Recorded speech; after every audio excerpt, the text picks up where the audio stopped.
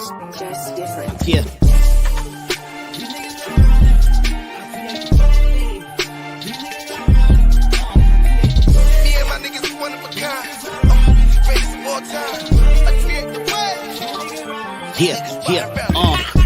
Fuck it, I'm stuck in my ways. Paper is all we about, nigga. All that beefing for the lame dudes. They just be running their mouth, nigga. Had me call a Brook and Rumble. Had them grimy niggas run up in your house, nigga. Cannon all up in your mouth. Ugh. Rick James on your couch. Whoa. Cheddar bang with the cloud. Oh, Barry Blue with the account. Oh, only losers talking down, but looking up to me when I come around. That's why I got the crown. These dudes ain't ill, rapping they frail, nigga. That shit I can't feel, lacking the skill. I'm sleeping on rappers like Bill after the pill, yeah. Fuck is on your mind, boy. Came back to put you niggas back in line, boy. Get a good looking niggas on your side, boy. Oh, bitch, niggas, whole click a bunch of tomboys. God, Staten Island, yeah, it's mine, boy. I ain't trying, I just do it on the side, spit a guy. How y'all in the booth all day and still playing catch up? You ain't even got a job. Defeat these niggas in my leisure. Beastin', rest in peace when I'm on that feature. Beastin', he's rapping, immaculate, feed him. Niggas G'ing him if they saying they seeing him. See me and my niggas one of a kind. Probably why everybody be so mad at us all the time. I ain't aiming at nothing, I'm just detonating the bomb. It's a brand new line since we messing with niggas' minds. Fuck around and have a Billy in a Pico. Just a rego for a grip. Leave a nigga stitch on the lead low. To me, you niggas is rooted the loom. They keep it brief though. We on leave a nigga reformed. I ain't meek though. See all of my niggas riding in the streets though. None of us ain't doing Willie. Started on you like a hilly. I'm up in the semi, no bluff. It'll lift a nigga up. Tell the niggas that I be the one with the wave. Got a little shorty with the pose. In the stage, all my niggas black and with the white. A bunch of renegades. You ain't with the action on my life. You niggas just a rage. You ain't gotta act them with the shits, nigga. Messing with the flow, cause about how I flip, niggas. Stepping up the medication, get a dish, nigga. Barry with the batches, hit me when you need a hit, nigga. Known fact, I'ma knock it out the park. CBS is lighting up the dark, you don't wanna see the spark. Pop a nigga, let us see the twirl. You can have the Allen, nigga, I'ma need the word. Known fact, I'ma knock it out the park. CBS is lighting up the dark, you don't wanna see the spark. Still gon' do it, give a fuck about who do it first. You can have the Allen, I'ma need the universe. I create the way. These niggas ride around it. I create the way. These niggas ride around it. I create the way. These niggas ride around it. I create the way. These niggas ride around it. Yeah. Fuck it, I'm stuck in my ways. Paper is all we about, nigga. All that beefing for the lame dudes. They just be running their mouth, nigga. Me and my niggas one of a kind. Greatest of all time. I create the way. These niggas riding around it. Boom shakalaka. You already know what it is. It is Friday. It's Who Run the City Day. It's tea time. It's Big Fan Breezy with the Brooklyn Net vlog. We in the building. And tomorrow is what? It is the Knicks versus Nets City fan game. Tomorrow. Yes, I am hype. Yeah, if you don't know already, we at Pier 2 Brooklyn Bridge Park at 11 a.m. until whenever. You feel me? Like pull up, right? Wear your Knicks or your Nets gear. Come play basketball. Even if you don't play basketball, come and chill. Don't worry if you ain't the nicest person on the face of the earth. It's okay. You feel me? All skill levels are welcome. Just come and have fun. This is what this is all about. You know what I mean? And eat, drink, and be merry. But BYOB, you heard? But yeah. Oh, I mean, my fault, bro. I forgot to mention. Go ahead. Shout out to our sponsors, Mixar Media Streaming. All the games will be streamed live. You feel me? So get your popcorn ready. You feel me? And again, man, you know, I want to make this a big deal because to me, I feel like it's a big deal. You know, this is where the Nets play before the season starts. To me, it's a big deal. We playing in Brooklyn. Brooklyn is a big deal. Like, listen, man, we can make this happen again, but let's get tomorrow ready. And again, we're going to be there early, 11 o'clock. I'll probably be there before that, getting warmed up. I know T-Tom, he's saying all that about the festivities, but he really want to win this game. And you know what I mean? Listen, when we played last game, they set the date for the next game like the same day or the next day. Like, it wasn't no ifs, ands, or buts about waiting until next summer. That was not happening. So, you know, we've been waiting about, a month? I think we played in August. But at least 3 weeks, a month. Like about a month. You can say a month. Yeah, definitely you can say a month. You know what I mean? It's been about a month. Now, and right, and I want to talk about get back. You know what I mean? I had the miss the I was infamous, I guess, for the rain game and how the shot went backwards. So I'm just saying all that in time perspective, that was May 2nd. Yes, I know the date. It was May 2nd. 3 months went past before we could play again. So I know that the anxiousness that T-Tom may feel about wanting to get back, because I actually experienced it from the rain game to the next game that we played. So yeah, man, I know we gonna have fun and merry and all of that, but it's gonna be competitive. Let's call it what it is. I watched the games. On my vlog, I even commentated on it, and I like put it up, and I was watching. I was going back and forth. Jaffe Joe, he said he was there. We was watching it together. He said he not sure if he gonna pull up, but he a Nets fan, and I hope he do. All y'all Nets fans, I hope y'all pull up. Sidebar: a lot of Knicks fans pulled up last time. It was a KD fan and Barry, and then it was 4 Knicks fans, and then it was me.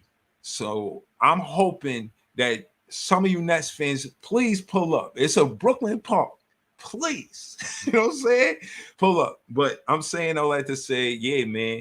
I expect a competitive game. I expect us to play, and yeah, it's gonna have fun. But I'm not even there yet. I know before the barbecue, and you know what I mean. The way the barbecue is gonna be fun for me is if I win the game. Yeah. So I'm not even like, you know what I mean, trying to like go in there and like, oh yeah, let's just It's gonna be competitive. This is gonna be a rematch. Y'all gonna remember this game. I don't know who I'm playing first. It's gonna be T-Time or Kev. You know what I mean? Said he don't want no excuses, so he want to play you first, and I'm gonna let him rock. You know what I mean? So I don't know. Right. I probably, while y'all doing that, I'm gonna be commentating. You know what I mean? I know you need a rest, so in that in between time, I might catch a game real quick. You know what I mean? And yeah, but I wanted to get into that too. Like, who else is gonna play? Okay, yeah, fault. Me and you gonna play. I gotta go check on the pot. You feel me? Go ahead. All right. You said you was gonna do that. Like, who else is gonna play? You know what I mean? It's gonna be me versus T-Time and Kev, or Kevin, T-Time, whatever. Ever first. If Kev say he playing, I'll be ready. But what I'm asking is, who else? Like, is Barry gonna be playing? Is, you know what I'm saying? Is JJ gonna be playing? Is VJ pulling up? Is he gonna be playing? Like, who's actually gonna be there to play, man? Because I really feel like if y'all pulling up, and especially the ones that was talking spicy, you know what I'm saying? Like, you got certain fans that was talking real spicy. So if they pull up, I imagine they gonna play. I ain't gonna doubt them. I don't doubt nobody, man. That's why, you know what I'm saying? I gotta be honest. If I'm gonna win this game versus T-Time and Kev, man, I gotta play serious. The advantage I got is that it's not going to 16.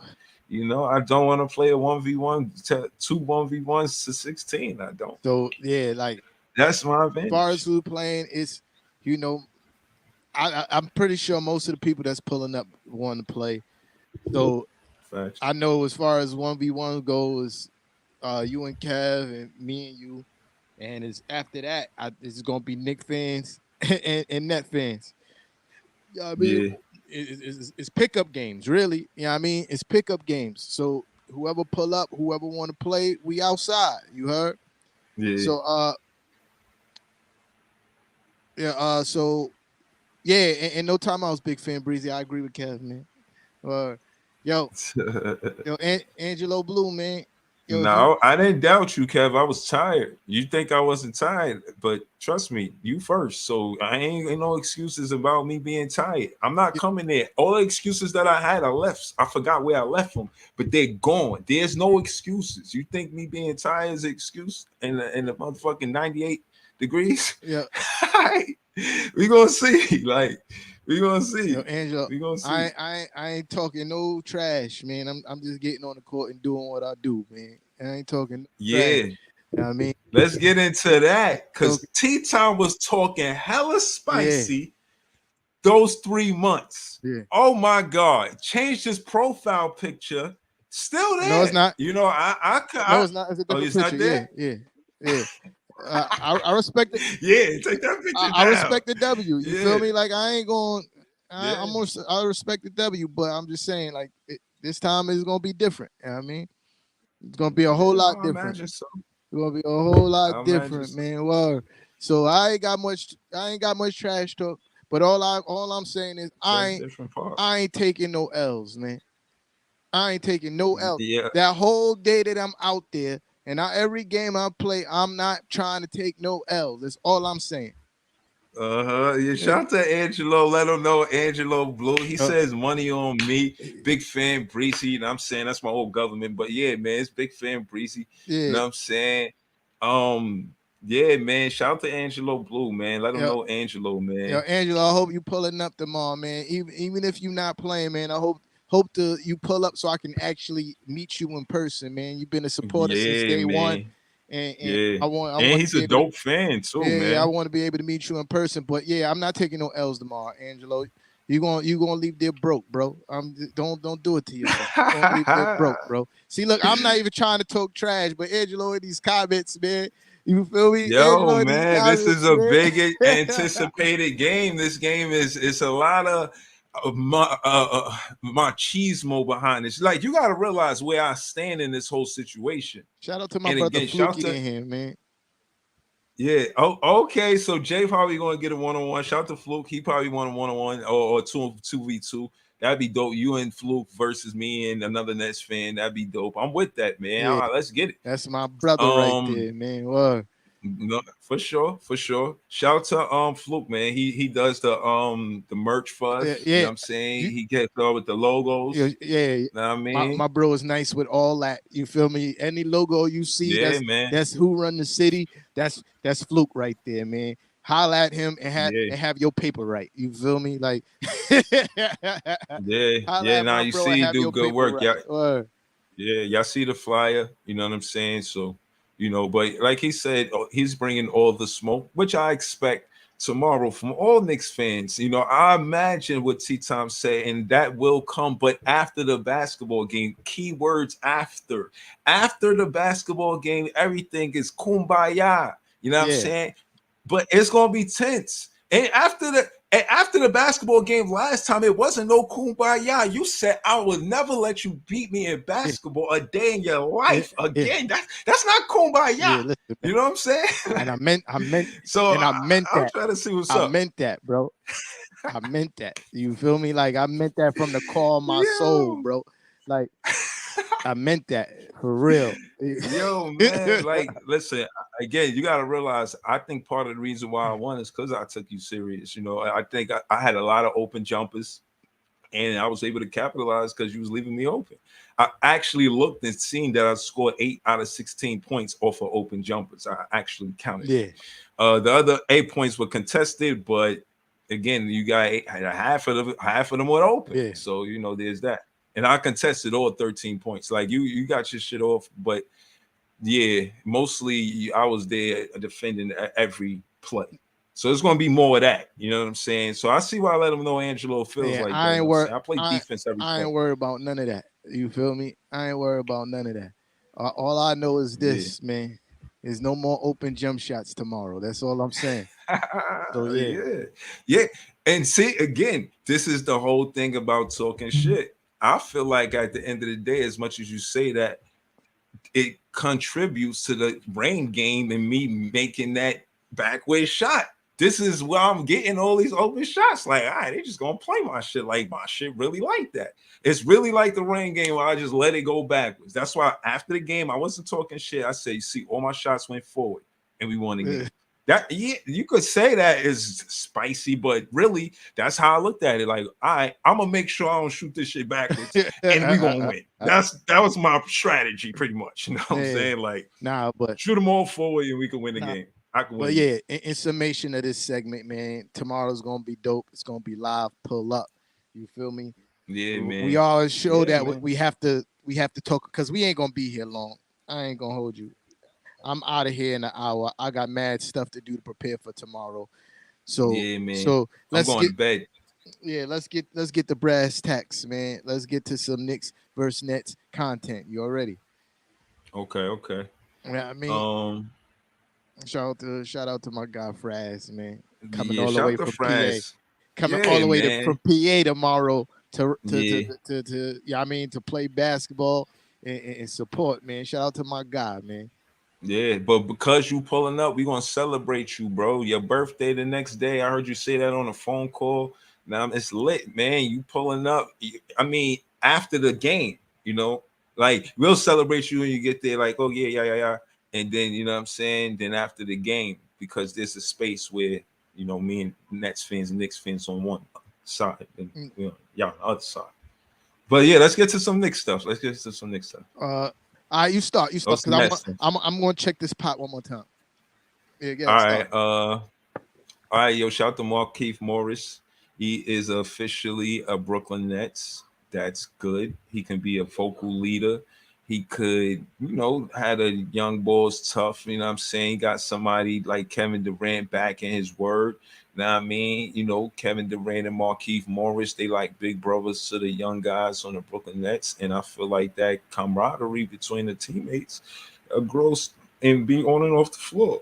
Excuse me, when they playing basketball. Excuse me. And I feel like the best thing we could do is have that right now with all of the issues around the coach of Steve Nash. You need more vocal leaders as players, especially if there's a lot of criticism to the coach.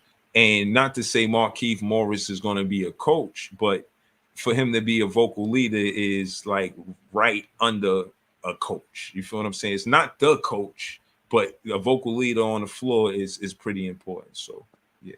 Yeah, I my bad. I ain't hear nothing you was just talking about. But yeah, I was saying the importance of a vocal leader on the floor. Me at Nash not being a good coach, but Markieff Morris coming to the team, he he's a vocal leader. And he could help Kevin Durant, you know what I mean? Kind of round, how the young guys riled up and ready to play, you know what I'm saying? And just get them in that mind frame of winning and focus. I think the Markieff Morris was a pretty solid pickup. Yeah, I mean, I think he brings a certain level of toughness to the team that y'all gonna need. You feel me? Like Yeah. he's literally going to be the toughest guy on y'all roster. Yeah. And I think every team needs a guy like Markieff Morris that's not afraid to do the dirty work, right? Like get in people's faces and protect the stars and all that kind of stuff. Yeah. But as far as like his actual basketball skill, I'm not like really like there's nothing to write home. His brother is way better of a basketball player than he is. You feel me? Okay. But they both bring that toughness. So at the very least, I can say he gonna bring toughness to your team. But other than that, it's like, No, but I think that's the whole significance of roles on a team and what a teammate does. His role very strong at what he does. He's going to be a vocal leader. He's going to be tough. We don't need him to do much more than that. He's not going to be somebody that we look to for offense. He is there to make you pay. If you double team Kevin Durant, he makes you pay. He got a favorite spot on the, he's a veteran. He'll just sit there and, you know what I mean? Like you said, on the defensive side, he's going to make it tough for you to get to the basket, etc. And just him, having a second year guys have someone to look to, especially with all of the criticism around Nash. I was saying that, it's going to be young guys. They're not necessarily going to always look to the coach. They could look to Markieff Morris. I gave him a nickname. I call him M squared. You know what I'm saying? B squared with Bruce Brown, but he's not here no more. But yeah, M squared. So I feel like especially Kessler Edwards, he looked like a coachable player. All of them seem like coachable players. I had missed the interview with Ed Sumner. I think Sumner, he's a point guard for the Brooklyn Nets, and he was on Voice of the Nets, and I missed that podcast. And but I heard good reviews about him. Shout to Marlon, I see you. But again, I don't want him to come on the team and get more minutes than the guys that's already been here. Cam Thomas played 62 games last year. I need to see more of that. With all the additions with Markieff Morris and etc., they talking about cutting into the minutes and playing time of said sophomore Cam Thomas. I don't want to see that happen. I want to see Cam Thomas play 62 games plus. And I would like to see Day'Ron Sharpe play way more than 20 something games. He played like 20 something games. I need to see him in the 60 game range as well. I like the new guys, but I don't want them taking minutes in games from the sophomore guys. Even a Patty Mills. Patty Mills played a lot of games because Joe Harris wasn't there, but I imagine they got that figured out between Joe Harris, Seth Curry, and Royce O'Neal and Patty Mills. They got the two guard position figured out. And then Cam Thomas and then Kyrie Irving. Like we guard wing heavy. We got talks of Miles Turner, but Cam Thomas is in trade talks, so I'm not a fan of it. I'm for getting Miles Turner, but not at the expense of Cam Thomas.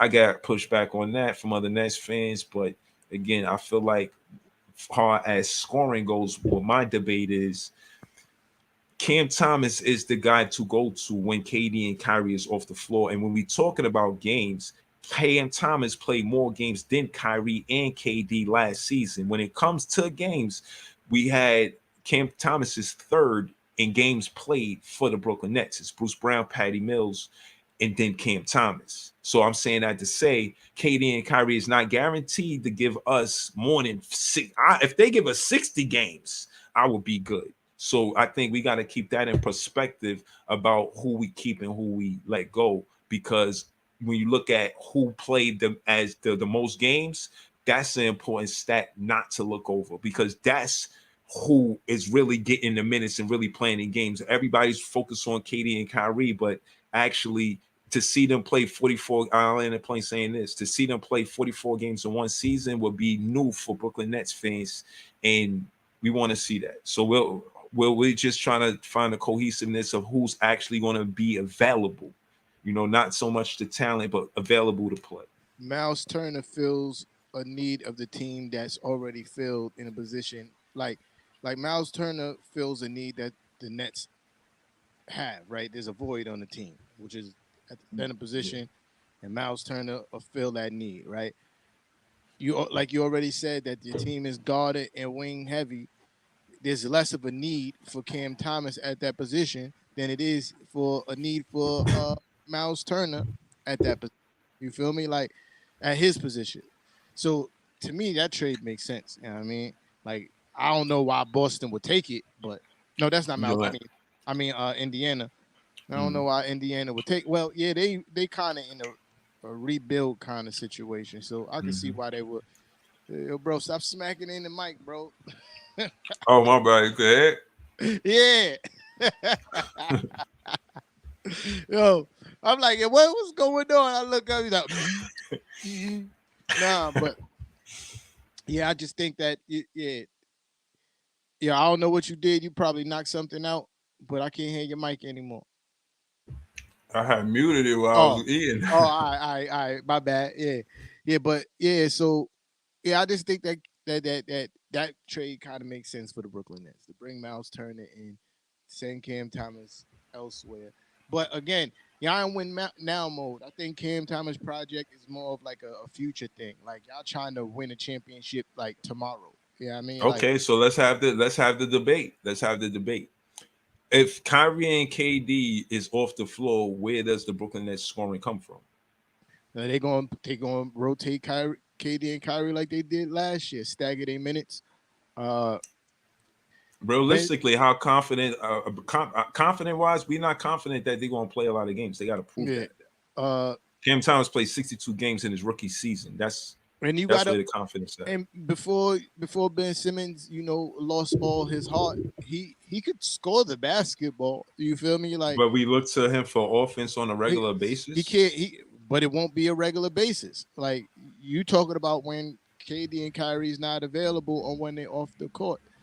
Like he could score the basketball, Ben Simmons. He just can't shoot worth shit. You know what I mean? All right, so let's talk about Miles Turner, right? Because I'm looking at his stats. He played 42 games last season.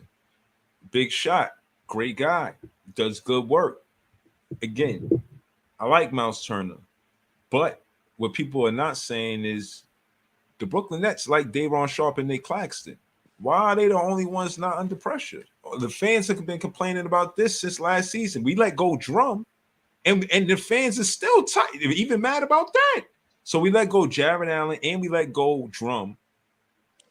And we got Nick Claxton and Day'Ron Sharpe, and Brooklyn Nets is cool, calm, and collective. So I'm thinking like they must have got a lot of confidence in these said players. That's because your coach is trash. I think if Drum would have got the PT that he deserves, I think he probably would have stayed in net. But the fact that he wasn't getting the PT that he deserves because your coach is trash and he tries to run a small ball lineup against teams that he shouldn't be running a small ball lineup against. I mean, like certain teams, you could run the small ball lineup against their bigs and play them out of that. The way your team was designed last year wasn't that. Like your team wasn't a fast pace, fast break kind of team getting a transition quick. That's not what your team was built for. You got most veterans in KD and Kyrie's stage of their career don't like to play that up tempo. They like to control the game. They like to isolate. I don't know. Some of that is right, but some of that is different. Like I see KD wrong with the rookies last season, and we were winning games like that too. But again, if you look at the overall tempo of your team, it wasn't very high pace. You feel me? And especially when both of those guys was on the court. You feel me? So back to what I was saying, my point is playing small ball lineup. You usually play small ball lineup because you want to run up tempo. You want to take whoever's at the 5 to outrun whoever's on the other side 5 because they're quicker and get down the court, get a lot of easy baskets, which makes the other team take their big out of the game. The Nets didn't play that way enough to be effective at a small ball lineup. That's my point. You feel me? So yeah, small ball don't work for the Brooklyn Nets. We know. So for you, and that's why it didn't make sense that Drum. And to go back to my original point, which that's why it didn't make sense why Drum didn't get PT. You feel me? Like it didn't make sense because y'all wasn't running an up tempo. Y'all playing a small ball, and it didn't make sense. Mm-hmm. You feel me? See what I'm saying? Shout to Kev. He a Knicks fan, but whatever. The point is that Cam Thomas played 20 more games than Miles Turner. And again, Miles Turner, he's like in his 6th, 7th year. Yes, we trying to win now. But again, you're breaking up a chemistry that we have with Kessler Edwards, DDJ, and Day'Ron Sharpe. And he played 62 games. So how effective and impactful really is a Cam Thomas if he played 62 out of 82 games? He got 2 starts. Him coming off the bench playing those other 60 games is strategy. We want him to come off the bench to maybe be a Pepper Lou, or just a Ginobili or something like that. You know what I'm saying? That man name bad, bro. You know what I'm saying? Like, yo, and I think that's what it is. I think Cam Thomas is going to be the spark off the bench when KD and Kyrie need the rest. We need to find offense. Everybody talks about Indiana and how much they need a Cam Thomas. The Brooklyn Nets need a Cam Thomas. When KD and Kyrie is not present and they try to double a Kyrie Irving, they cannot do it if Cam Thomas is on the floor. He's essential to us. When I look at the stats and I say, I'll be honest with you, I wouldn't even debate it if Miles Turner played 62 games last season. He didn't. He played 42, and a 20-game difference is huge in the NBA. So, no, because of that specific stat, I'm going to run with Cam Thomas over Miles Turner because I feel like there's ain't no ceiling when it comes to Cam Thomas. Sky ain't even a limit. Cam Thomas is going to be a great player, man. I'm telling you. He already is. And we already need him to do what he does already. He doesn't have to switch his role, but so much because he is the dominant scorer. If KD and Kyrie is not playing, he can create his own shot. He's the 3rd player that can create as best as creating his own shot. There's KD and Kyrie or Kyrie and KD. The 3rd guy on our team that can create their own shot is Cam Thomas. I think we're healthy. What's the guy that you just signed that was on the Pacers last year? Warren? Yeah, when healthy, even though he's mostly a slasher, he could create his own shot. TJ Warren, okay. Yeah. Okay, I respect for but that. You don't know what he gonna look like after missing a whole year, and he's hella injury prone too. You feel me? You see what I'm saying? Yeah. You see what I'm saying? Why bring in all of these veterans that are injury prone that might be hurt when we really need them? Think about it like that as Oh well. no, Because if we I go, think it's funny to me. I mean, like availability over talent, you got to put it on a scale, right? And bro, when you do, the, the, you the, realize who should be the there. line is the best ability is availability, son. You feel me? Like Yeah, I don't care how hit that like button, I please. don't care how nice you are. You know what I mean? If you ain't on the court, it means nothing. Look here, you could be the best player in the whole entire world, but if you don't play, Right. it means nothing. Word. Yeah, nah, I really feel like, again, that's the stat that I'm looking at now as well. Is how many games is because when you think about the superstars and then you look at how how many games they play. That's what I said. Without Kyrie Irving, we was 21-9. Excuse me. Imagine that. We Brooklyn Nets fans, we don't got Kyrie Irving because of COVID and this, and we understand. Fans in front of the Barclays fighting for Kyrie. We understand. We with him. We back him. We support him. Right. But 30 games go past and we 21-9 without Kyrie Irving. I'm looking like, yo, Kyrie Irving better not come back and fuck shit up. Pardon my language.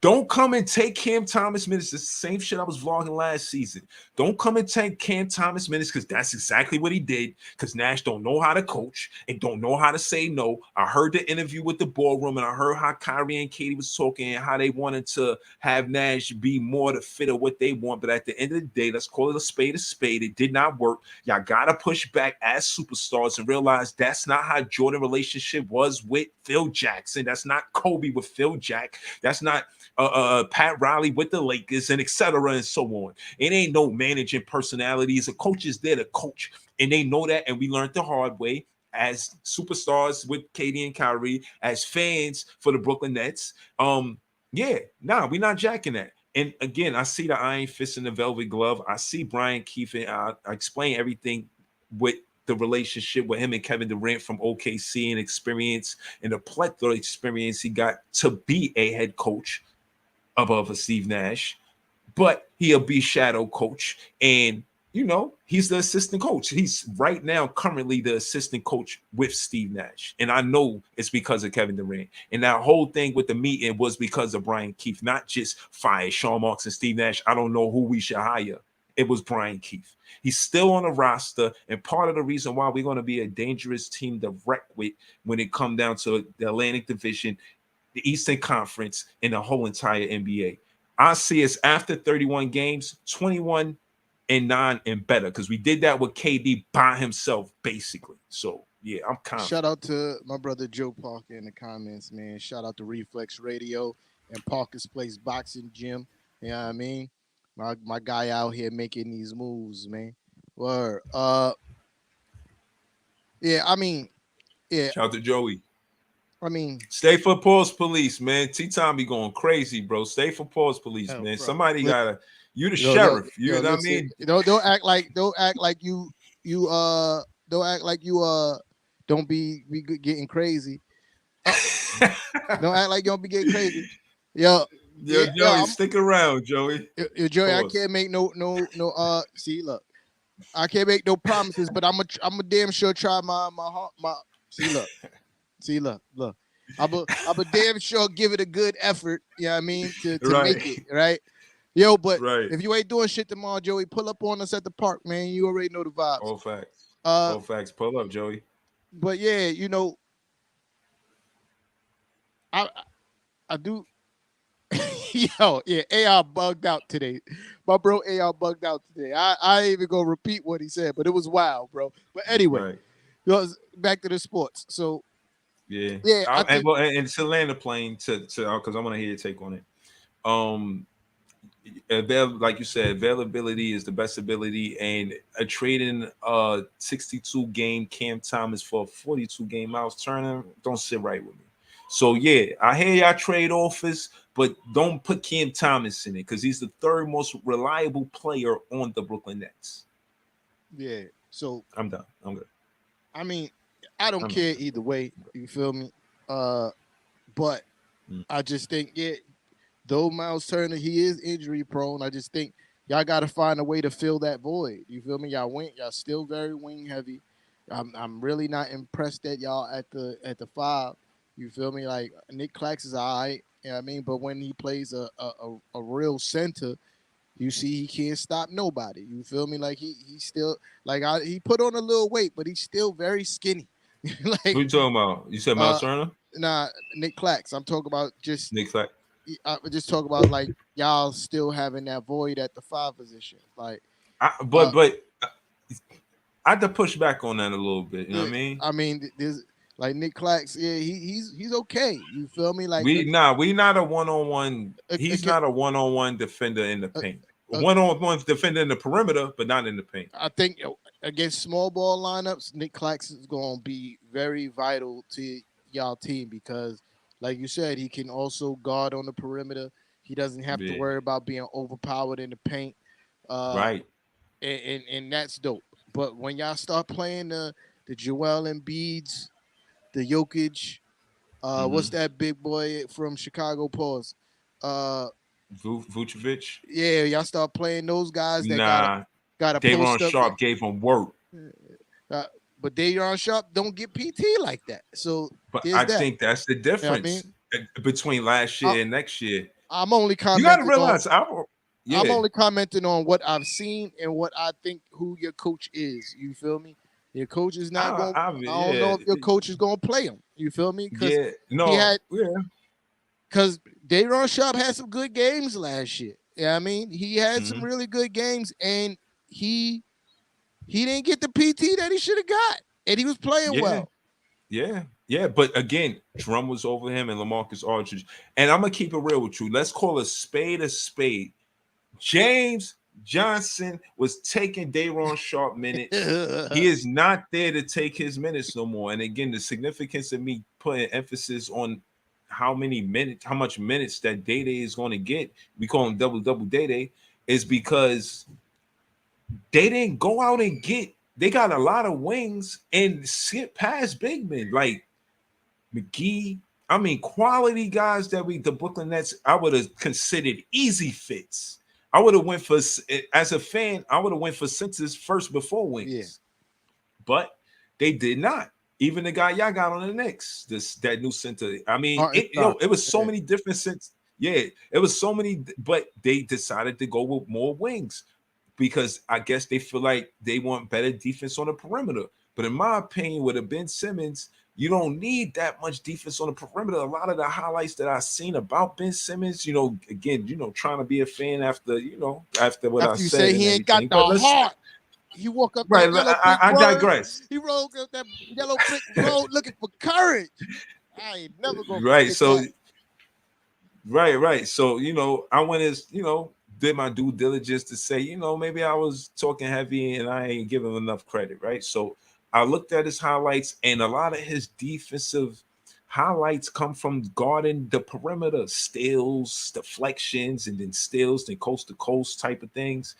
And it was like, all right, I could see what he's doing. I like what's going on with Ben Simmons, and I think we need to play him on the perimeter. Him and Nick Claxton on the floor is good because they could switch. And if we was playing on a defensive group or if we had the defensive team on the floor and Nick Claxton and Ben Simmons on the floor at the same time, that's a lot of defense. And I think that's what people are missing, rightfully so, because Ben Simmons missed a whole season of basketball. So they're not looking at the collective of what a Nick Clax and a Simmons can do on the floor at the same time. Now, you might not say offense is going to be spectacular, but trust me, their defense is going to be phenomenal. It's going to be impeccable. This is what I got to say about Ben Simmons.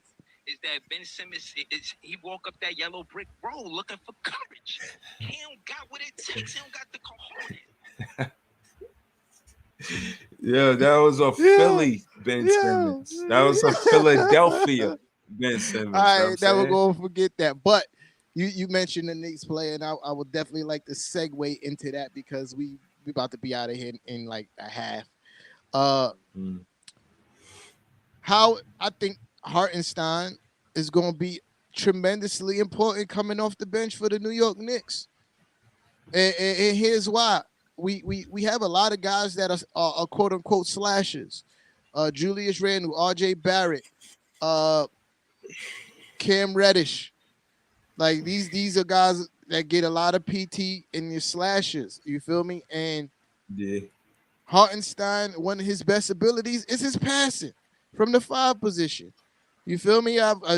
Speaking of watching highlights, I was watching highlights of him and him catching guys cutting, and in the way he was passing the ball. Talk about no looks, over the shoulder, like guys cutting to the basket, hitting him on the money. Not only hitting him on the money, passing the ball over defense, like pinpoint accuracy passing, like almost like a point guard, if you will, right? Mm-hmm. And that's going to be tremendous. Oh, and Obi, excuse me, I forgot Obi, another great slasher, high flyer. Like those guys are going to benefit tremendously from playing with him. And not only his passing ability is the fact that he's a stretch 5. He can shoot the 3. You got all these guys that can get to the basket.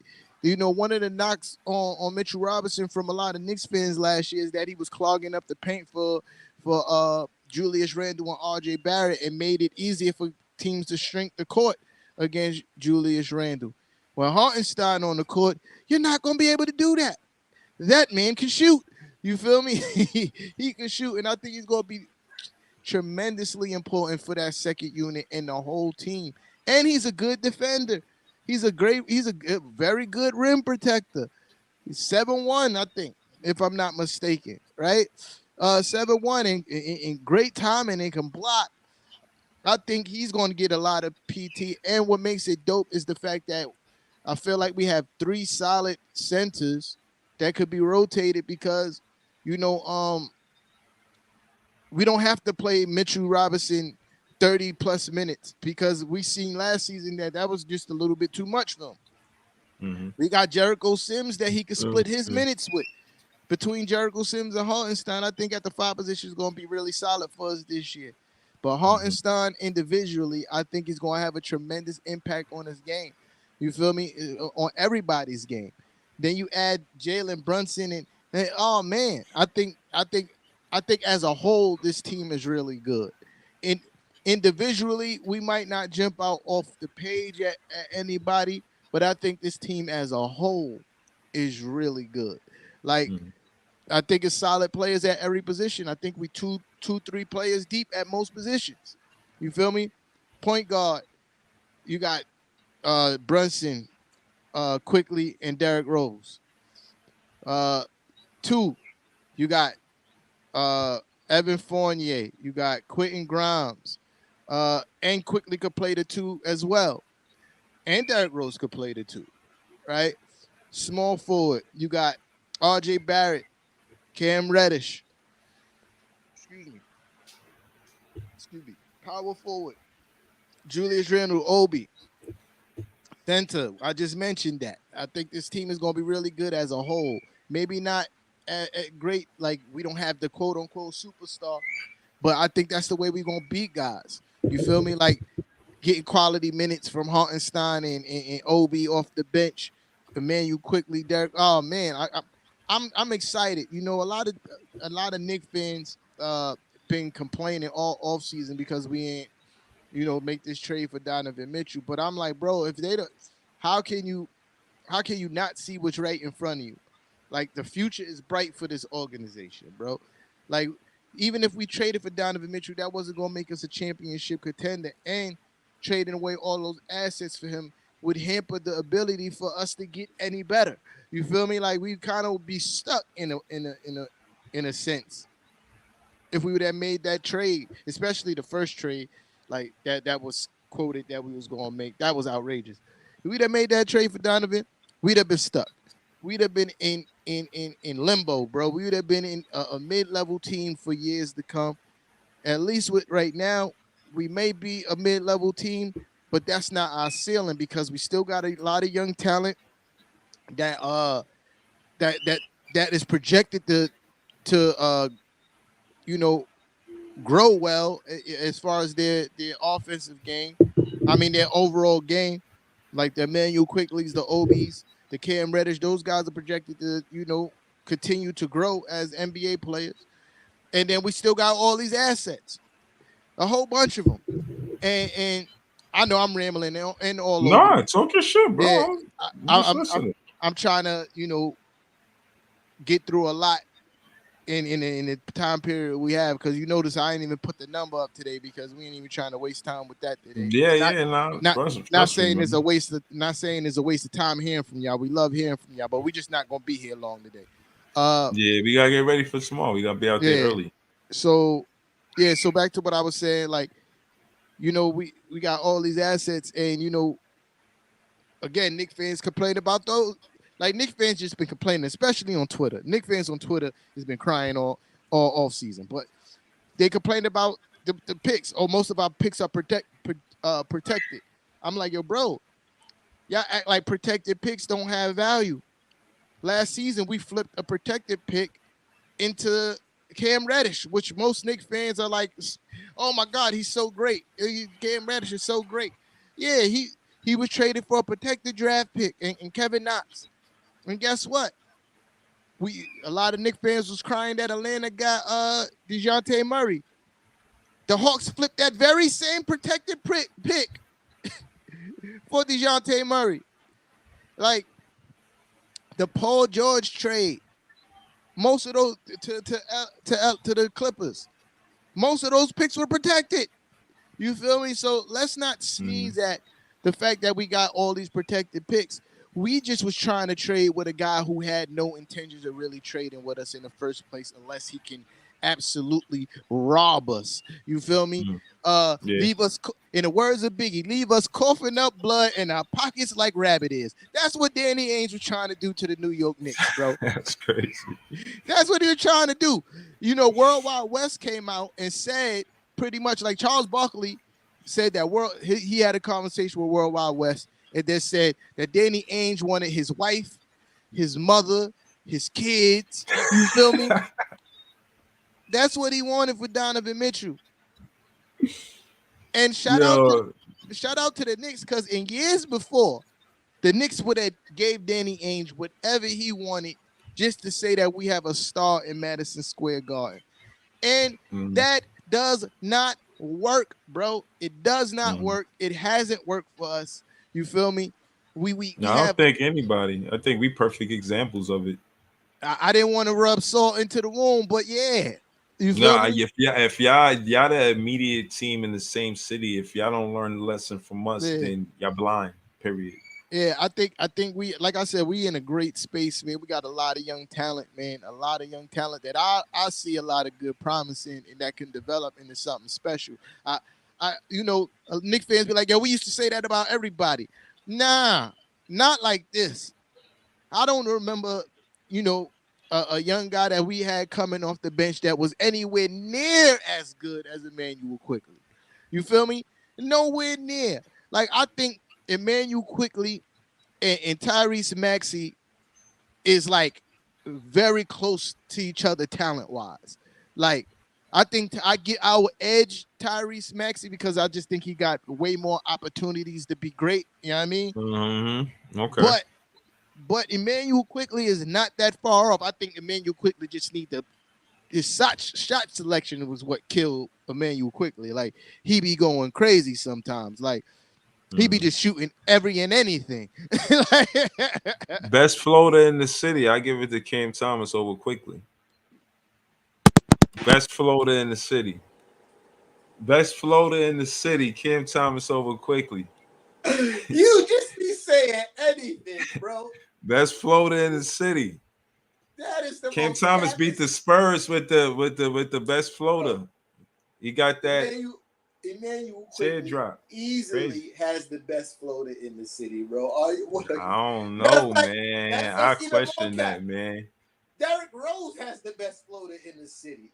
Derrick Rose got a nice floater, but what's his availability? You know what I'm saying? Shout out to Rose. We ain't talking about availability. We talk about who has the best floater. And floater can't. Well, you said Rose. I respect Rose. Derrick Rose is the prototype. You feel me? No doubt. They watched Derrick Rose and learned that floater, bro. Mm-hmm. What about Brunson? He got a floater. He got the floater. Bro, Brunson got the whole array of moves around the basket, bro. And I didn't even want to talk. I was going to talk about it, but I forgot to mention when I talk about the future, Jalen Brunson. You saw what he did in the playoffs. You feel me? You saw what he did playing Donovan Mitchell. He gave Donovan Mitchell the business. You feel me? What he averaged like 27, 5 and 4. You feel me? Against Donovan Mitchell. Oh, over 50% shooting from the field. Like, he gave that This man, your king? gave This that your man, king? gave that man a business. You feel me? And got him up out of there. Some people might say, oh, he was playing with Luka. Luka was injured for 2 of those games, and Jalen Brunson went absolutely ape shit those 2 games. I think he gave him a 40 ball. You feel me? Like I another just 30 piece. You feel me? But to continue and land the plane on what I was saying about the future of the team, he's only 25 years old. You feel me? Only 25 years old. And we got him for 4 years.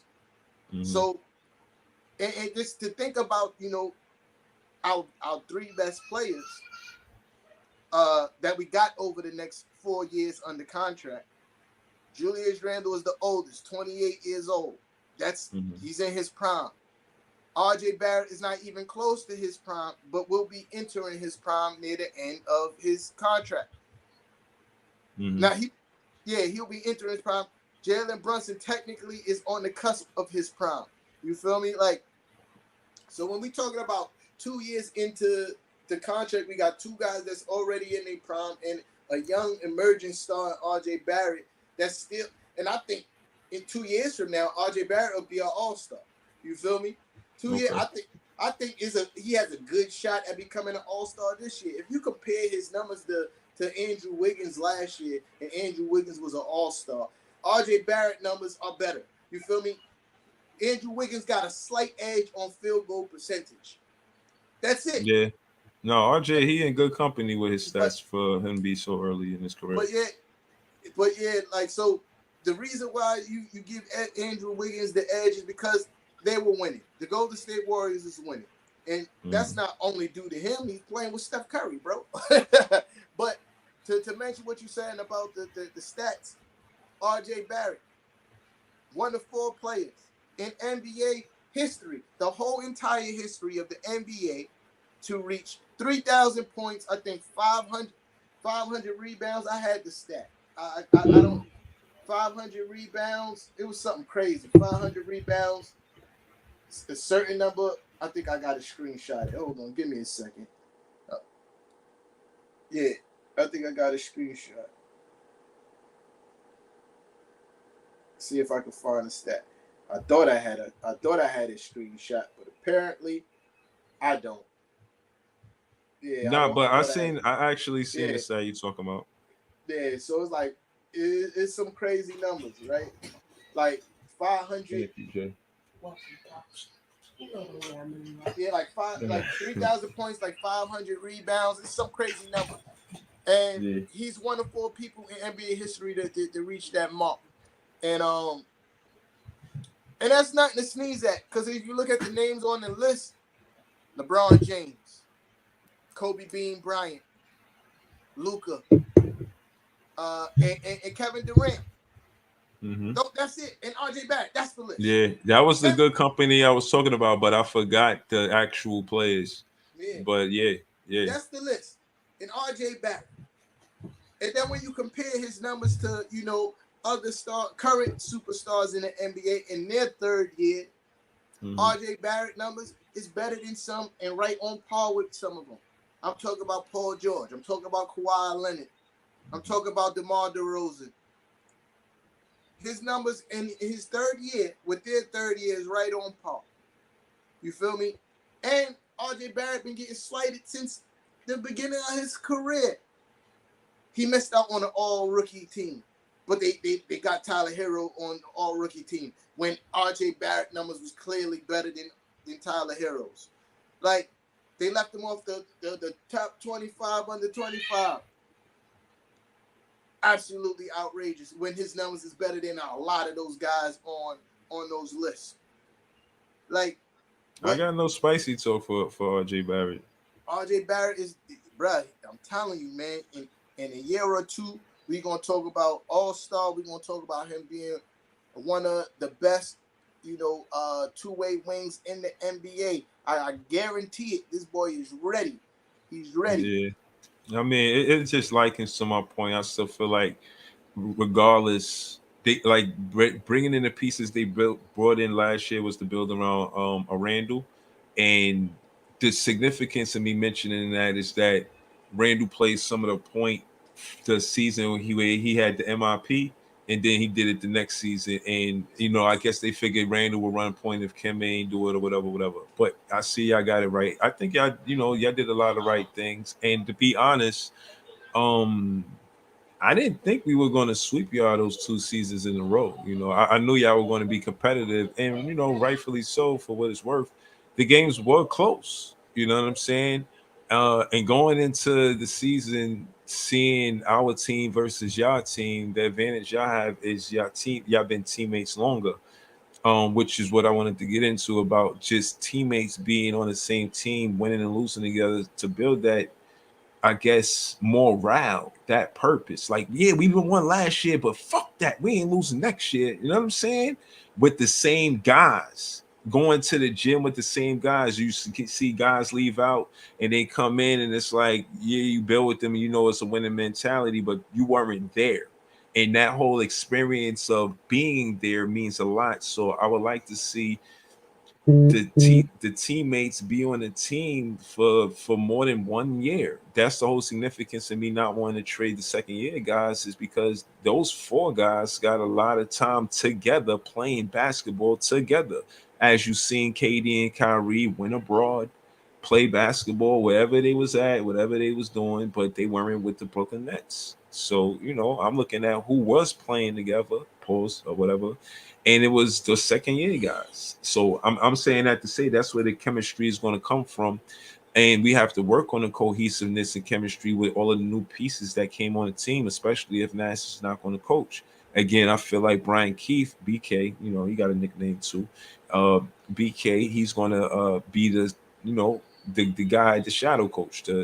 He's going to do that, and he's going to work closely with Nash. And I guess we got 2 head coaches, you know what I mean, or whatever. But I really feel like that was the reason why KD decided that it would be beneficial if Brian Keith has more say, or Nash and KD has more communication. Because as you can see, said superstar and coach, if they're not on the same page in the playoffs, you will get swept. Ain't no ifs, ands, or buts about that. We learned our lesson. You know what I mean? And we don't want to go that route again. You know what I mean? We learned our lesson, and I think that's the whole whole motto going into next season, and why we feel like we got something to prove. As much as I consider us a playoff team, that's because, again, I reiterate about KD being 21-9 pretty much by himself.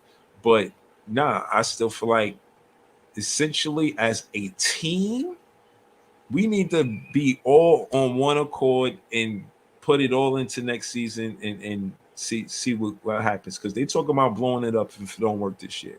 And to me, working this year is going to the Eastern Conference Finals, winning that, and getting to the finals. If they didn't win the championship, I wouldn't even be mad. You know what I mean? As a fan, I'm keeping it real. Like, yeah, I want to win a championship, but after getting swept, I got kind of humbled. Like, God damn, you know what I'm saying? Like, you know what I mean? We just got swept out this thing. You know what I mean? So I wasn't feeling that. And speaking of sweeps, I don't know if we sweep the Knicks this season. To keep it real, I feel like it's going to be competitive, and I am trying to be in the building for that game. Yeah, I definitely won't be sweeping the Knicks this season. So yeah, you can forget about that, bro. You know what I mean? Yeah, no, I didn't know we was going to sweep y'all those last 2 seasons. You know what I'm saying? I thought it would be like an even split, and I was talking heavy after that, and I don't want a tie after this. If it would take y'all 4 wins to make it a tie. Excuse me, I don't want a tie. You know what I'm saying?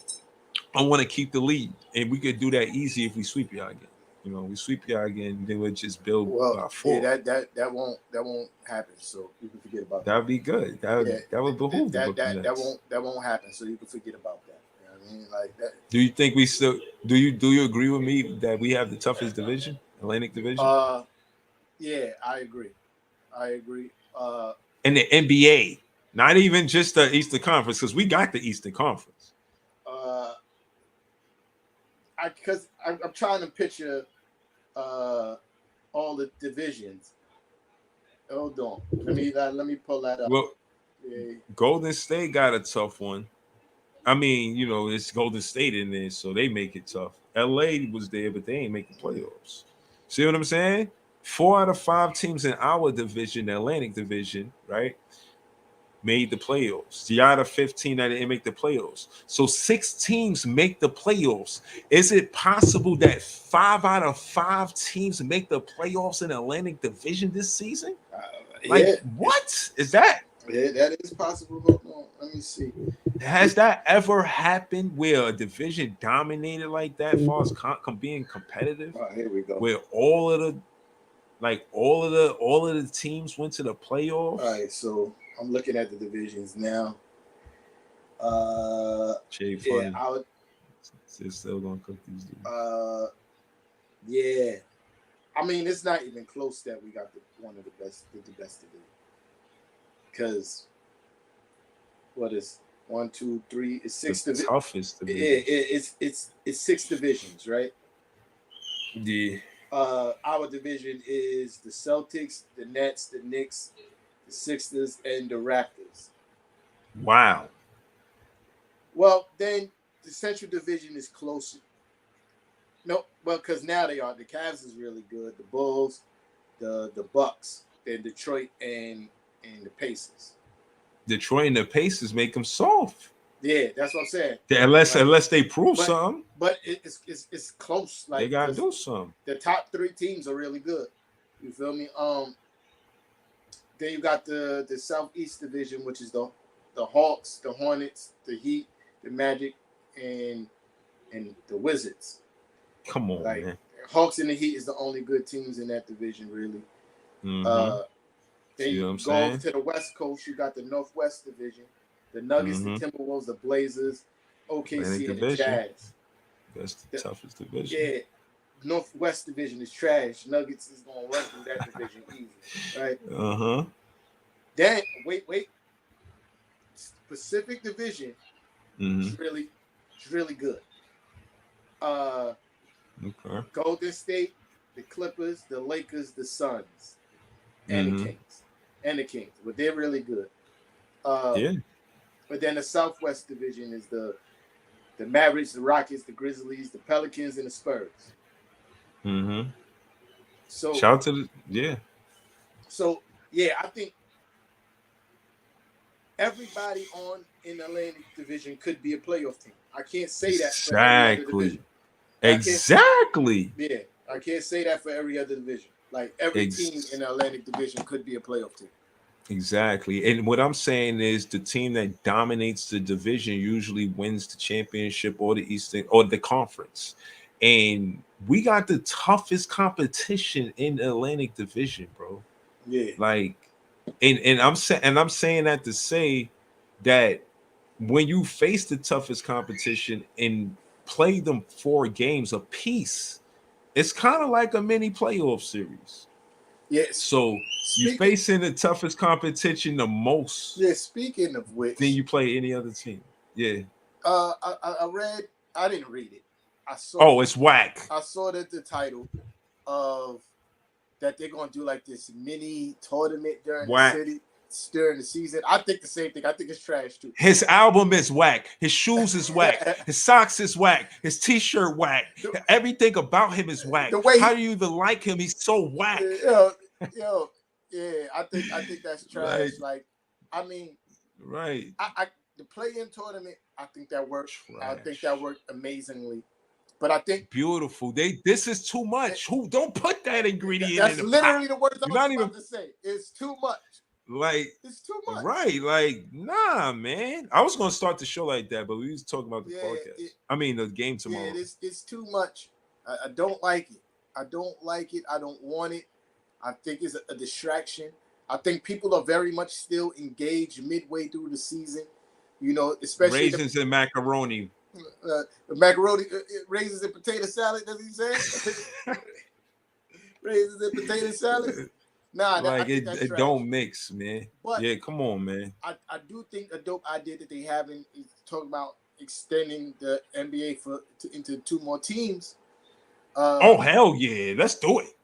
They said Las Vegas and somebody else, I think. Yeah, I think. Excuse me. Oh man, I got a cramp. Excuse me. I think Seattle, Las Vegas, and Seattle. I remember watching games when the Knicks was in Seattle. Yeah. And Nate McMillan. Remember how crazy exciting those games is. The fans were, and how engaged the fans were in the game. Like, I thought it was a travesty to steal their franchise. Did McDaniels play for the Xavier McDaniels? I think he played for the Knicks and the Seattle Supersonics. He did. I had seen an interview with him, and I think I had seen him a picture choking somebody too. But he was choking Jordan. Oh, yeah, he choked Jordan. Yeah. That's shit crazy, yo. Why you choke Jordan? Y'all savages, man. That's crazy. Yo, listen, it was wild in the 90s, man. Like, wild in the 90s. They had to set some kind of rules. Steve-O choked the coach. Could you imagine that now? Yeah, nah. You'll be banned for the NBA now. But 90s and 80s, you had to know how to fight to play in the NBA, bro. That's you had the to know fact. how It to was fight. physical. They was physical. They was straight up throwing hands. Like, talk about physical. It got real. You had to, people was getting punched in their snot locker, bro. Word. So, but yeah, it was just wild back then. So it'd be dope to see basketball back in Seattle. Because they got a dope fan base out there too. You know what I mean? And I want to see what basketball looks like in Las Vegas. You know? Yeah. I want to see what that looks like. I mean, they already run the summer leagues there. You know, it makes sense. You know what I'm saying? It could easily be a basketball town. I see it happening, and I'm honestly anxious to see it coming to fruition. And that's another tourist attraction. You know, there's people who travel to go see their teams play. Now you be like, oh, the Knicks is playing in Las Vegas. Oh, I'm going. What is a Friday night game too? Oh, I'm definitely going. We out there for the weekend. You feel me? Like, and I feel like that's the kind of situation that situation brings. Oh man, hold on, my tablet. My iPad is giving me the battery low on it. I got Oh yeah, I'll be knowing. Yeah, so I'm only here for another solid 10 minutes, man. So I just want to reiterate everything that we said earlier about tomorrow. You know what I mean? Right. Pull up, man, because it's going down. It's gonna be a lot of. It's going like Big Fair Breezy said. It's gonna be intense. It's gonna be a lot of. It's gonna be a lot of shit talking. You feel me? I'm nobody's friend when I'm on the basketball court. If you're not only wearing orange and blue, we are not friends if we're playing against each other. When we take our 2 feet off the court and we're on the sidelines, we're friends again. But once we step on the court to engage in duel, I know how to separate the two. The advantage I had is that I was underestimated. Period. I said, oh well, let it be what it is. I'm gonna take these motherfucking points because ain't no way I'm gonna keep missing these jumpers. Like, it's just impossible, bro. Like, I just know how I play. I know how I play. I know how I get hot. I know my hand. I look at my hand. You know how you look at your hand. You just understand when you look at your hand. You know what I'm saying? So, you know, again, I didn't trash talk for those 3 months, and I don't think that's what I'm gonna do. You know. I seen that when we were playing the game, you know, I watched the footage before Jay actually made a movie out of it. Shout to him and shout to Mixar Media for making it a movie. But shout to This Is Jay, man, because he put that together for us first. I mean, shout to both of them. Both of them gonna be there. But you was talking heavy trash, and I wasn't engaging mainly because I was tired. but I wasn't engaging. I wasn't trying to waste my breath because I was tired. You see how many timeouts I took.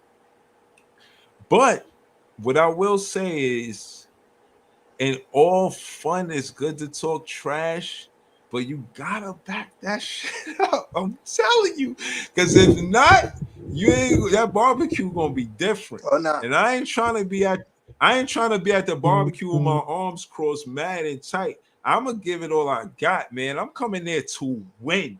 That is the exact reason that we're playing this. We're not playing this to say we did it. Nah, he wants to win the game. I want to win the game. So we want to see what's going to happen. You know what I'm saying? I already said if Mama Love comes, then he probably going to win the game. Yeah. But so we'll see. I don't know, man. But I'm going to be ready.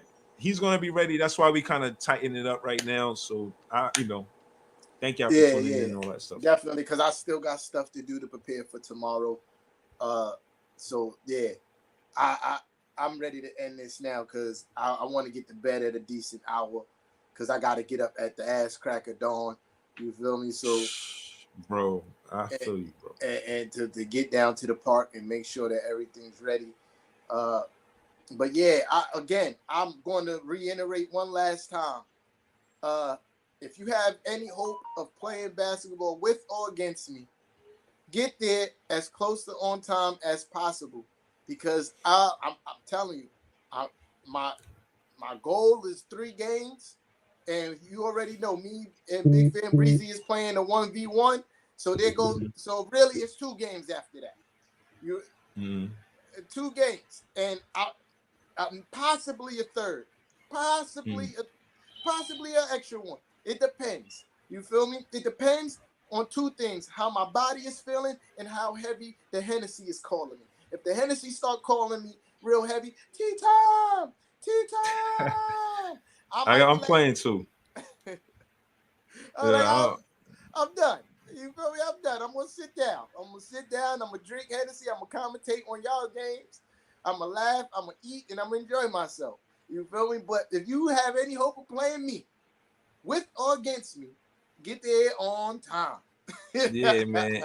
Listen, and we know it takes a lot for people to pull up, but listen, man, this is something good. And I seen people come together for something bad, not bad, but like a funeral, you know what I'm saying? And this is something good, man. You know what I mean? We want y'all to pull up because you know what I mean? We don't want to just get together and build on bad news. This is good news. This is all good. There's nothing but good stuff going to happen tomorrow. Like this is something that y'all should look forward to, man. I'm excited. You know what I mean? All the Nets fans that's going to pull up and the Knicks fans that's going to pull up. You know what I mean? This is because of y'all and partly because of Ty West. I don't know where he's at, but he is supposed to be there tomorrow. You know what I'm saying? If Ty West don't show up, bro, I'm going on a whole rampage, and I'm gonna talk the most shit about him. I'm tagging him in everything, bro, because he be talking heavy about basketball too. And you missed the last one. I get it. You had stuff to do. He put that he was going on the event. He put that he was coming. So I don't want to hear nothing. He been missing. You better pull up. I want so we can get this work too. Yeah, I want to say rest in peace to Johnny, man. We celebrated his life yesterday, and when I walked in, I seen a picture of him. He had a Nets hat on, so I kind of immediately regret not watching the Nets game with him. And I want to say rest in peace, and family. We family. You got my condolences, and you know what I'm saying. I'm going, and when we in the spirit of Johnny, man, I know you're gonna be out there with us. You definitely invited you to come out with us. And it's love, man. And this podcast is bringing people together, Nets and Knicks fans, which is a rivalry. And we at the same space outside of the Garden of the Barclays, which I think is fire. So shout to everybody that's supporting the podcast, and shout to me and Tea Time. Shout to, what I'm saying, to everybody, man. I don't want to be long-winded, not right now. You know what I mean? We got things to do, you feel me? Word. But I really appreciate everybody, man. I think and I got love for y'all. I love y'all, man. What can I say? My condolences to you and Jay, because I know y'all knew him. You know what I mean? To to his family and all that. Yeah, I mean, but like you said, bro, we bringing people together. Like this positive stuff, man. Yo, like Moms was just saying, and she's like, yo, it's dope just to see like Black and Spanish people getting together for something positive. Like, you feel me? And I'm like, that's what this is about. This is a place for we all grown. Most of us are all grown ass men and got kids and jobs and lives and absolutely constantly worried about like other shit, like worrying about shit. You know what I mean? This is a space where you could come for a day and just be like, yo, in essence, be a kid again. You feel me? Like play basketball, talk shit with your friends. You know what I mean? And have a good time. Let off steam. That's what this is really about. You feel me? Like that's the best way to let off steam is on the basketball court, man. right. You know what I mean? Right. This is from the love of basketball. Trust me, we all here because of the love of basketball. And I'll tell a story tomorrow, more of it, but this come from us sweeping the Nets, the Brooklyn Nets sweeping the Nets, and the conversations like I'll beat you in real life, and then it really goes there. You know what I mean? Like, and this is real life, and we really playing basketball. But it shows you how passionate fans are about the teams that they love, in the New York Knicks and the Brooklyn Nets. Again, man, this is a rivalry. I just pick my side of it. You know what I'm saying? I'm glad I'm part of it. You know what I mean? Yo, what could I say? And a gigantic shout out to everybody who contributed, you know what I mean, to the cause to make this happen. You know what Facts. I mean? Everybody. I don't care what it was. If it was a $5, if it was a $25, everybody who contributed, I am grateful. You feel me? Because we grateful. We are grateful. Sure. You know what I mean? Because this doesn't happen without y'all. You feel me? Like this doesn't happen without y'all. So thank everyone. I can't wait to see y'all tomorrow. I'm excited, man. I gotta go do what I gotta do, but I'm done. I ain't got nothing else to say. Yeah, no, man. Trust me. We'll be back early tomorrow. Mixar Media, thank you. We appreciate you as well, as you already know. And yeah, man, we'll be there early, man. Stay tuned, man. It's gonna be litty in the city. This is Knicks versus Nets. Who in the city? Shout to let her know. He said I gotta get my donation, God willing, tomorrow, fellas. All right, I got you. I appreciate you, Brody. You know what I mean? All right. See y'all tomorrow. We out. Peace.